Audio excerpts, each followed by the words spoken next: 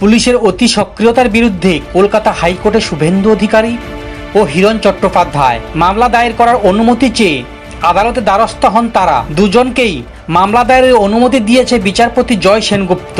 সম্ভাব্য শুনানি শুক্রবার। মঙ্গলবার বিরোধী দলনেতা শুভেন্দু অধিকারীর ভাড়া বাড়ি তথা অফিসে হানা দেয় পুলিশ, তল্লাশি চালায়। আবার রাতে ঘাটালের বিজেপি প্রার্থী হিরণ চট্টোপাধ্যায়ের আত্মসহায়কের বাড়িতেও হানা দেয় পুলিশ। এর প্রতিবাদে মামলা দায়ের করেন তারা।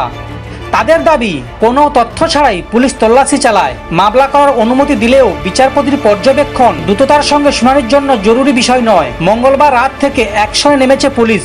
প্রথমে কোলাঘাটে শুভেন্দুর ভাড়াবাড়ি কাম অফিসে হানা দেয় পুলিশ, তল্লাশি চালায় বলে অভিযোগ। খবর পেয়ে তড়িঘড়ি কেশপুর থেকে ছুটে আসেন বিরোধী দলনেতা। এরপর বিজেপি প্রার্থী হিরণের আত্মসহায়কের তালবাগিচার বাড়িতে হানা দেয় ঘাটাল থানার পুলিশ।